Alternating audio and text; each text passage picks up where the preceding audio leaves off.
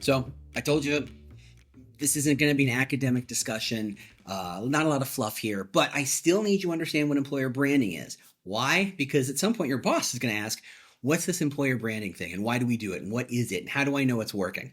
And if you don't have those answers, this is a harder conversation to have. This is a harder class to take. It's harder to show off the work you're about to do, right? You want to blow the doors off this thing. You want to impress your boss, have them say, wow, I'm so glad we hired this person. We're so glad she took this class or he took this class. I can't wait to see what they do next. So we start with some basic definitions. And as close as you can get to a dictionary definition of what employer branding is this. It is the individual perception someone has about what it's like to work at your company based on all previous interactions, touch points, experiences, what have you. That's a standard definition, which means a couple things. First off, let's break it down to the three big chunks in that definition. First, an employer brand is an individual perception. It means that what I think about when I think about Nike and what you think about when you think about Nike might be different, but they're both right. They're both correct. We can have very different perceptions of a brand, and there's no right or wrong. We're all right. So when someone looks at your company and says, oh God, no, they're right. This is a horrible company based on what they know about you. Your job is to influence and shape that perception. That's what employer brand strategy is all about, shaping perception. Second big chunk, it's this idea of the perception around what it's like to work there. Now, I love Target, right? I got an 8-year-old. She's out here somewhere. You spend all your money at Target, right? That's what you do. Maybe you're a Walmart person. It doesn't matter. But those big box retail stores, everything from, paper towels and toothpaste to shoes for the kids, right? They have all my money. I love Target. I really do. I'm in Chicago. I got like 3 within walking distance. They're great. I'm so thrilled to shop at Target. Ask me if I want to work there. No, not so much. I'm not a retail guy. I'm just not a retail guy. Love to shop there. Love the experience there. See that the employees seem to be generally not hating their lives, right? Maybe they're not always loving life, but right? There's some places you feel like, ooh, okay, so everybody here had a bad day and has had one for about 4 years.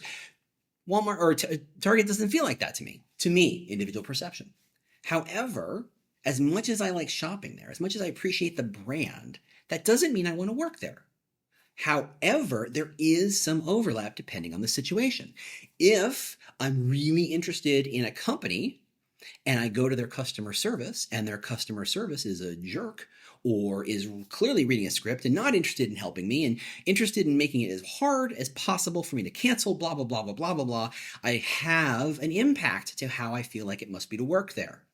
Right? So it's not a complete separation between what it's the brand itself and what it's like to work there, but there is some overlap. Just keep that in mind.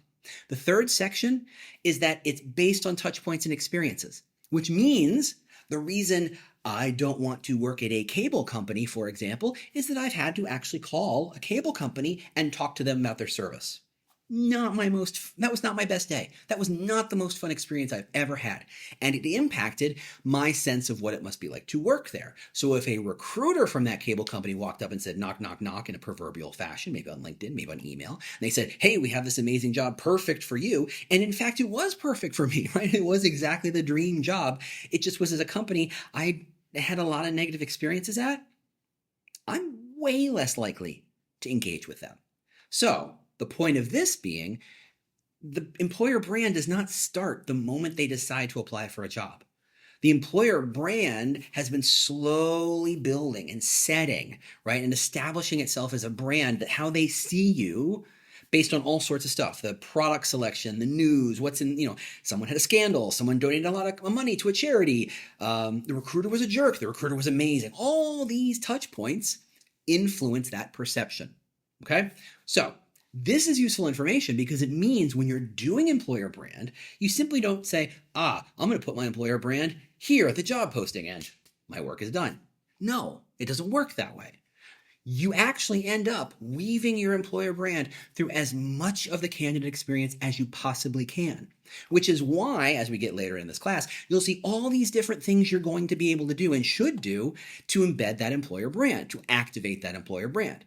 Because you didn't decide to buy that detergent, or maybe you decided to buy that detergent because you had a coupon, but now the next time you show up and you don't have a coupon, do you decide to buy it again? Was one time, one use enough for you to say, I love that brand of detergent? No, you buy what's on sale, or you buy what's most convenient, or you buy what's ever in the shape. It takes a lot of touch points, a lot of work to change someone's perception in a way that causes them to change their behavior, to cause an action. So that is the basics of employer brand. Now, it really works best when it is crystal clear, when an employer brand is crystal clear. And here comes my favorite example of a brand that is crystal clear. In fact, I have two, and I'll probably reference them quite a bit through this class, so pay attention to this. I'm not young. I'm a Gen Xer, right? So I got some years on me. And I have spent most of my life, up until the last 10 years, seeing commercials for the company Volvo, the car company. And every time I see a commercial for Volvo, they talk about the same thing. We are incredibly safe. This is the safe car. If you care about safety, there is only a Volvo. And they show cars driving off a parking lot roof and crashing into the tarmac and parking lot. And you're like, wow, oh my gosh, that's horrible. And they survived. An incredibly safe car, provided you want to drive off a parking lot, I guess. But hey, whatever. Marketing's marketing. For 30 years, 35 years, they showed those kinds of commercials. They had those kinds of message about safety, safety, safety, safety, safety. In the magazines, when you saw Volvo, you saw safety. At a billboard, if you saw Volvo, you saw safety. If it was a commercial, safety, safety, safety. 35 years of saying safety. That brand is crystal clear. Now, let's be honest here.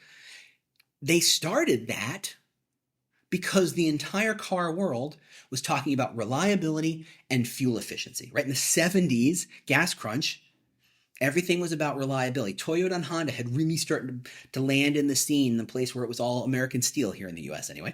And it suddenly went from how cool and sexy and fast is your car to how fuel efficient and how reliable is your car. Now, Volvo is from a Swedish company, Swedish manufacturer. Not a massive company, not a well-known company, right? It's not a Ford, it's not a Toyota, right? They didn't have huge distribution. They're Swedish.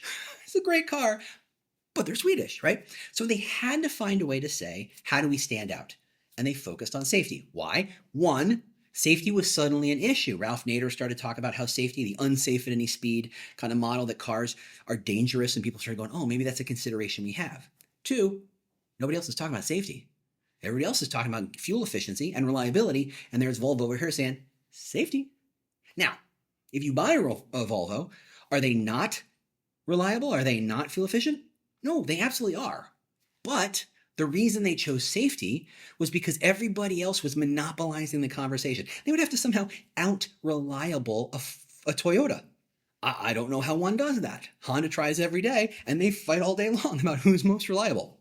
Or at least they did for decades. I feel like the conversation has changed a little bit in the last decade.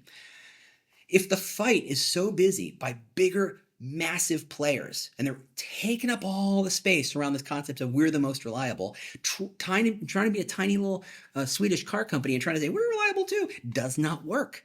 You have to find something different to say and be crystal clear about it, right? Here's my other favorite brand in the world, Coke. It's only the world's most recognizable brand in the known universe, right? It has been forever, feels like. They still spend $4 billion on advertising and branding, $4 billion a year, as if someone doesn't know what Coke is. But here's the deal. Everybody knows what Coke is. What they're doing is creating that clarity. Now, what's interesting about Coke is their clarity isn't stated. Now, Volvo, we are safe, obvious, right? They say it. They hit you in the face with like a wiffle bat, right there. That's what we're about. Coke is all about happiness, but they never say happiness. Hey, here's a panda bear. Doesn't the panda bear make you feel happy? Yeah, it kind of does. Hey, here's Santa. Doesn't Santa make you happy? Yeah, it's Santa. Of course it does. Hey, here's two people out on a first date. Oh, wow, I remember my first date. Happiness. Yeah, okay, great. Hey, here's some friends hanging out at a game. Oh, that's a happy moment. Yeah. Coke, Coke, Coke, Coke, Coke. It happens at every position like that, right? It happens in every situation where there's happiness. You'll never see a commercial in which someone says, oh, you just got broken up with. Oh, that's the worst. I'm sorry. Have a Coke and feel better. because that's not happy. I mean, it'll make you feel better, but it's not happiness. And Coke is all about happiness. You never see a Coke commercial where someone's unhappy. Everybody in Coke commercial is happy because that's what they want you to associate. They're crystal clear about happiness. They don't say it, but it doesn't take long for you to realize what's going on. You need to be crystal clear on your brand. What do you want to say? There are 20 million businesses in North America. There's 50 million businesses in the world that we know of. You have to stand out from all of them, right? You can do remote work. You can work from anywhere for anyone. Why choose you?